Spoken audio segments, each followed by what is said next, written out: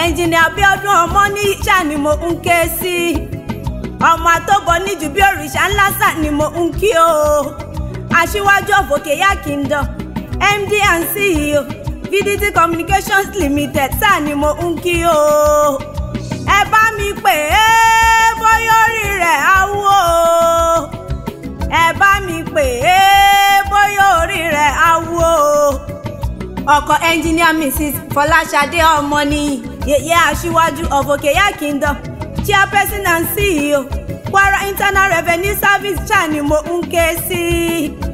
oní nǹkan là á jẹ́ ó ṣe o. ẹni àpọ́nlé ṣàmọ̀jọ́lá olúwa lọ. mo ní lágbára lọ́run ọba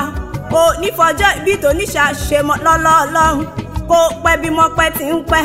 kó rí jí ò làlàlà bí alágbẹ̀dẹ ọ̀fà kò sí bó o ti pẹ́ láyé tó o nítaná wo sàré ọmọ. ẹnjìnìà Abíọ́dún ọmọ ní mo ní o nímọ̀ sàré aya o nímọ̀ sàré ọmọ ìkònà oníkó ọ̀ ní kòkònà. ọkọ Fọláṣadé ní sọjọ́ bí tòní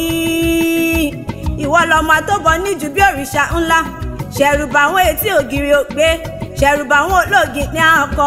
àtọ́bọ̀ ọmọ ògùdù lájà ṣẹ́ níjọ́ ń yalẹ̀ lájà ṣẹ́ ọlọ́yà ń pọya onípẹ̀lẹ̀ ń pè pẹ̀lá alájíkí ti gbájìkì rẹ̀ lọ́wọ́ àsán sípa kóró mi ẹ̀wù sípa wọ̀ mí péré lódò ọ̀yà àtọ́bọ̀ bàbá àdìsá ọ̀gán onífàwọ̀jìwọ̀jì àdìsá ọ̀gán àgbọ̀ṣẹ̀ṣẹ̀ ẹ̀fà ìfàwọlé ìfàfọ̀rere àdìsá ọ̀gán àríkún gbọ̀rọ̀ sí i ọ̀rọ̀ tá a bá fi lé ọ lọ́wọ́ àdá sí rí àdìsá ọ̀gán àgbọ̀ ti fàyọ̀ ṣẹ̀ṣẹ̀ ìfànké ọ̀sán yìí ń ké nílé àdìsá ọmọ àtọ́bọ̀ níjú bí òrìṣà ńlá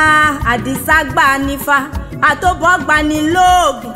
ẹni àtọ́bọ̀ gbà tí ò rí gbà tán ikú ló ń gbó olúwa rẹ̀ àdìsá gbà mìíràn mi mo sádìọ́.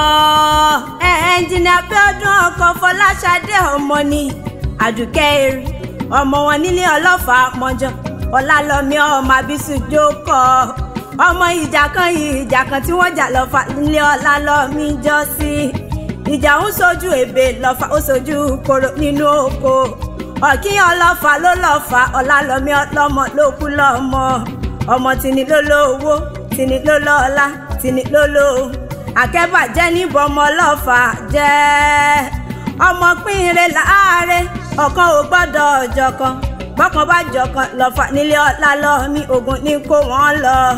Àdùkẹ́ o mo gbọ́ pògbó ọjà lọ́fà nílé ọlálọ́mí jọ sí mo kápó mo kádà mo máta wẹ́wẹ́wẹ́ mo yá dànù bọ́n mo bẹ̀tù mo tẹ́lẹ̀ kéńgbé ọlálọ́mí ní kì í ṣe oúnjẹ bàbá wọn ó tún wá dẹ́lẹ̀ kéjì ẹ̀ wẹ́wẹ́ mo gbọ́ pògbó ọjà lọ́fà nílé ọlálọ́mí mo kápó mo kádà mo káta wẹ́wẹ́wẹ́ mo yá dànù bọ́n mo bẹ̀tù mo tẹ́lẹ̀ kéńgbé ọlálọ́mí ní kì í ṣe oúnjẹ bàbá wọn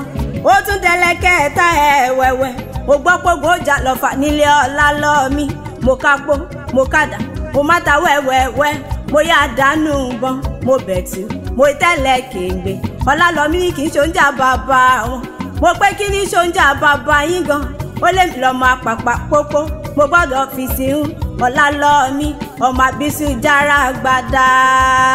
ìpọ́dún jẹ́ o má ìpọ́dún jẹ́.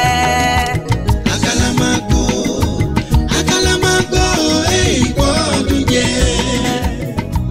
ẹnjìnìà Abíọ́dún Ọmọníyì mo bá pé ta ní kọrin ewì sí yín létí ẹ mọ̀ pé èmi ni Àmọ̀kẹ́ Olóríkì ọmọ nílé onírọ̀rẹ́ òbí èrò èmi lọmọ òbí tápà àfọ̀kọjà èmi lọmọ ọjọ́ kan dùn lẹ́gọ̀ nílé onírọ̀rẹ́.